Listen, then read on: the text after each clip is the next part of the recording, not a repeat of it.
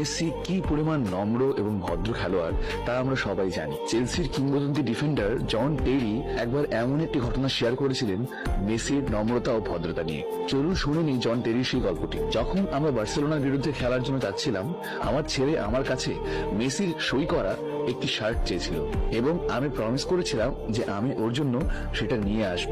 ম্যাচের শুরুতে আমি জয়ের ব্যাপারে কিছু ভাবছিলামই না, শুধু মেসির শার্টের ব্যাপারে ভাবছিলাম। আমি আমার সতীর্থদের বলছিলাম তারা যেন চাইতে না যায়, আমি নিজেই যাব। খেলা শেষ হলে আমি তার কাছে গেলাম, গিয়ে শার্টটি চাইলাম এবং সে বিনা দ্বিধায় সেটি আমাকে দিয়ে দিল। এমনকি বিনিময়ে সে আমার শার্টটিও চেয়ে নিল।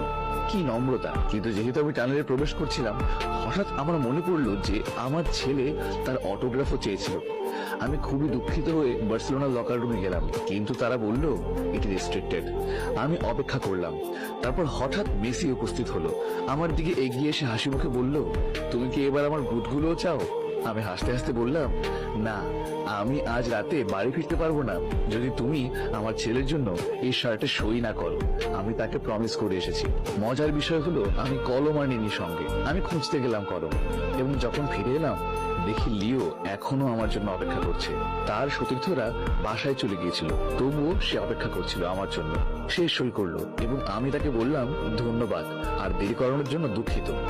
সশ্রদ্ধভাবে সে বলল, কোনো ব্যাপার না, আমি চাই না তোমার ছেলে হতাশ হোক এবং তোমার জন্য, কারণ অন্যথায় তোমাকে আজ রাতে বাইরে ঘুমোতে হবে। আমি আমার পুরো ক্যারিয়ারে কখনো এমন একজন খেলোয়াড় দেখিনি যে এত নম্র যতটা মেসি। সে যেন নম্রতা দিয়েও ইতিহাসে সেরা। এগুলো হলো সেরকম কিছু বিষয় যা আপনি কেবলমাত্র মেসি নামের একজন খেলোয়াড়ের মধ্যে দেখতে পাবেন।